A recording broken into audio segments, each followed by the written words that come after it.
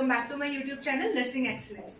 In today's video, we will discuss about the risk factors, signs and symptoms and diagnostic evaluation of hypothyroidism. ये video part 2 है and in the part 1 I have discussed about hypothyroidism क्या होता है, इसके causes क्या होते हैं and इसके टाइप्स क्या क्या होते हैं.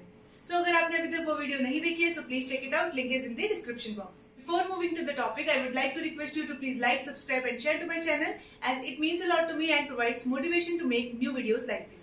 And don't forget to hit bell icon so that आपको मेरे latest videos की notification मिलती रहे. So let's get started. Firstly, what are the risk factors of hypothyroidism? Before moving to the risk factors, I'll just summarize कि hypothyroidism होता क्या है. What do you understand by hypo? Hypo means decreased, lower level. You know, hypothyroidism is related to your thyroid gland की activity. So, what is hypothyroidism? Hypothyroidism is decreased activity of your thyroid gland. It can be due to any destruction, damage to the thyroid cells. Right? So, what are the risk factors? किन case में किन लोगों को ज्यादा risk है?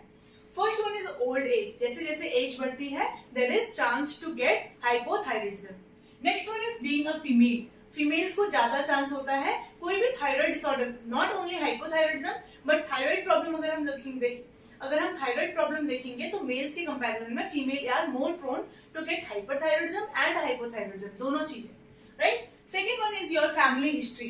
Family history अगर हमारी family में है, किसी को पेरेंट्स को है, तो there can be in the family also. Next one is goitre. What is goitre? Goitre is abnormal enlargement of the thyroid gland. Right? क्यों होता है goiter? Due to the deficiency of iodine and inflammation of the thyroid cells. Right? Next one is genetic defect. Any genetic defect is there, so there are more chances to get hypothyroidism. Next one is underwent thyroid surgery. If a patient is there who is having hyperthyroidism and hyperthyroidism को treat करने के लिए thyroidectomy हुई हो, उस case में भी क्या हो सकता है, हमारे हाइपोथायराइडिज्म कैन बी देयर. क्यों?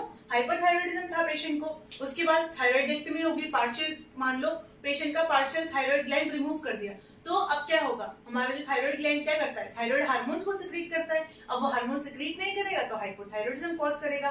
तो there can be also a risk factor. अगर पेशेंट में थायराइड सर्जरी कोई भी परफॉर्म हुई है तो उसको हाइपोथायराइडिज्म होने का रिस्क है.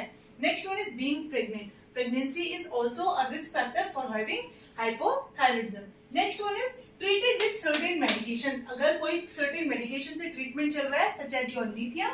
Lithium is a psychiatric drug that is primarily used for bipolar disorder. ठीक है, उनके लिए ज्यादा psychiatric patient पे ज्यादा यूज की जाती है. अगर पेशेंट को ऑलरेडी lithium से ट्रीटमेंट चल रहा है तो उनको भी रिस्क होता है. Hypothyroidism can be there. Next are the clinical manifestation. What are the signs and symptoms we can see in the patient? Right? जो थायराइड ग्लैंड के डिसऑर्डर्स होते हैं, बिकॉज थायराइड जो ग्लैंड होते हैं इंटरनल एनवायरनमेंट की स्टेबिलिटी को maintain करता है. राइट? तो इसका जो इफेक्ट है वो कंप्लीट बॉडी पे इफेक्ट होता है. कार्डियो में अगर होगा तो रेगुलर हार्ट बीट होगा, तो ऐसे अलग अलग सिस्टमिक सिम्टम्स देखने को मिल सकते हैं.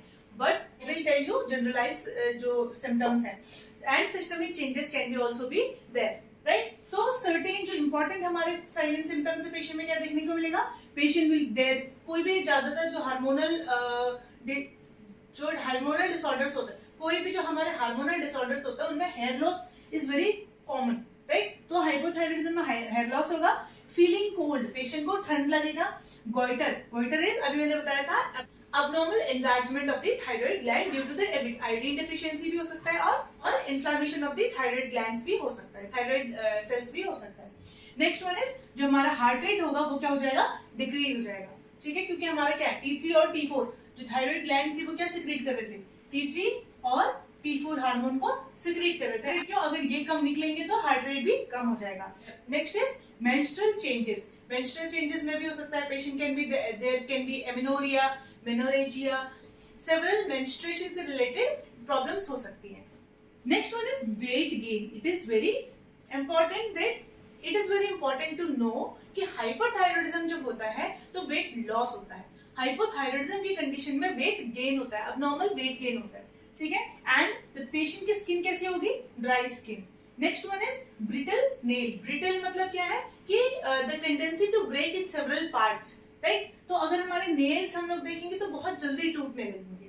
Next one is mood changes हो सकता है, मेमोरी चेंजेस हो सकते हैं पेशेंट की, कॉग्निटिव चेंजेस हो सकते हैं, राइट। हाई कोलेस्ट्रॉल लेवल होगा पेशेंट की बॉडी में and sore muscle and joints, there will be pain in the joints and muscle, right. So next one is the diagnostic evaluation of your hypothyroidism, how you will diagnose कि हाँ patient को hypothyroidism है, right. So first one is medical history. Medical history मतलब क्या है, हम उसकी history collection करेंगे, फैमिली में तो किसी को नहीं है, प्रीवियस जो कंडीशन चल रही है, सिम्टम्स दिख रहे हैं, कब से दिख रहे हैं, we will collect complete medical history, right. Physical examination, patient का वेट क्या हो रहा होगा, अब नॉर्मली वेट गेन हो रहा होगा, गोइटर हो सकता है पेशेंट को, right.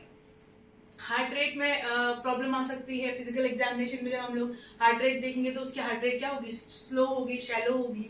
Next one is your blood test, it is very important test, ठीक है, for the confirmation of hypothyroidism, right. इसमें दो टेस्ट आते हैं, first one is your TSH test and second one is your T4 test, ठीक है। TSH test होता क्या है कि हमारा ये क्या करता है, TSH टेस्ट क्या करता है, हमें मेजर करने के लिए TSH test is helpful.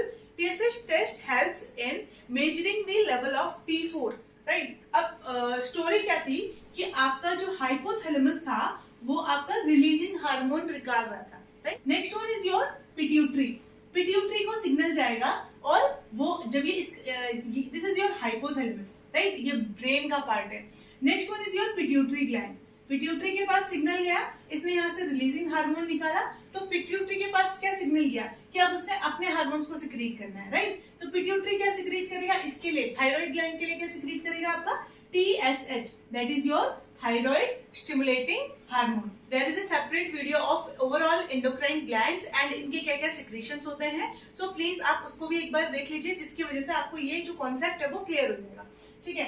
तो अब जो हमारा पिट्यूटरी ग्लैंड है क्या निकाल रहा है, TSH, थायराइड स्टिमुलेटिंग हार्मोन, ठीक है, मतलब थायराइड हार्मोन नहीं निकाल रहा है, थायराइड स्टिमुलेटिंग हार्मोन, ऐसा हार्मोन जो थायराइड को स्टिमुलेट करेगा ताकि वो अपने हार्मोन्स को रिलीज करे, राइट। तो उसके नीचे क्या था आपका thyroid gland, right. Thyroid gland क्या निकाल रहा है आपका T3, T4, ठीक, and these are important thyroid hormones जो पूरे बॉडी के ओवरऑल मेटाबॉलिक रिएक्शंस में काम करते हैं।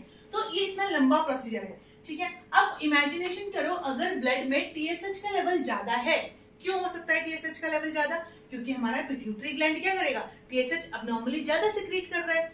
TSH का लेवल अगर हमारे ब्लड में ज्यादा होता है, इट कैन इंडिकेट कि हाँ बॉडी में ब्लड में T4 का थायरोक्सिन का रिलीज कम हो रहा है, इसलिए हमारे पिट्यूटरी को क्या सिग्नल जा रहा है, अगर ब्लड में थायरोक्सिन हार्मोन कम है, हमारी पिट्यूटरी को लग रहा है अच्छा कि अब हमें और ज्यादा हार्मोन सिक्रीट करना पड़ रहा है, क्यों, ताकि वो इसको मेंटेन कर सके, ताकि वो इसको ज्यादा हार्मोन सिक्रीट करेगा तो ये ज्यादा स्टिमुलेट होगा, ज्यादा स्टिमुलेट होगा तो ज्यादा थायरोक्सिन हार्मोन का रिलीज करेगा, ठीक है। तो ये एक फीडबैक मैकेनिज्म कि अगर TSH का लेवल ज्यादा है तो इट इंडिकेट्स कि पेशेंट में T4 का लेवल क्या हो रहा होगा, कम हो रहा होगा, इसलिए ये क्या कर रहा है और ज्यादा सिक्रीशन कर रहा है। तो इट इंडिकेट्स अगर TSH का लेवल ज्यादा है, इट इंडिकेट्स कि patient can be in the hypothyroidism, right. Next one is your T4 test.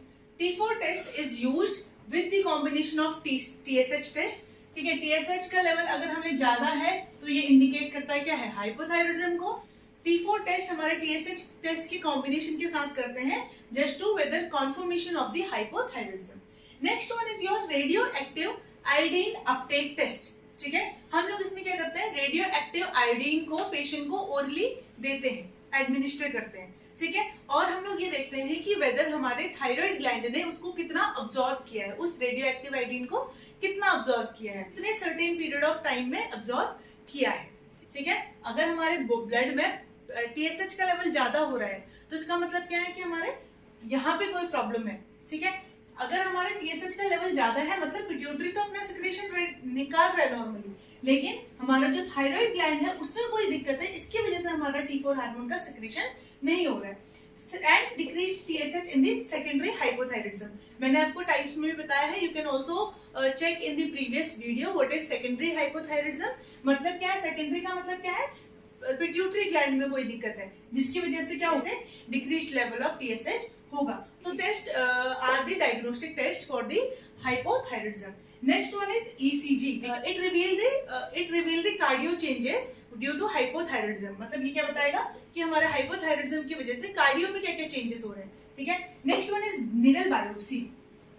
Needle biopsy क्या है? हम लोग परफॉर्म करते हैं whether to check for any malignancy, thyroid gland में कोई मैलिग्नेंसी तो नहीं है, कैंसर तो नहीं है, इन चीज को हम लोग क्या करते हैं, चेक करते हैं through the needle biopsy. So this is all about the hypothyroidism, its risk factors, sign and symptoms and diagnostic evaluation. I hope ये वीडियो आपको अच्छा लगा हो, और अगर आपको ये अच्छा लगा तो प्लीज लाइक सब्सक्राइब करना ना भूलें. And in the next video I will discuss about the medical management and nursing management of hypothyroidism. So thank you so much for watching.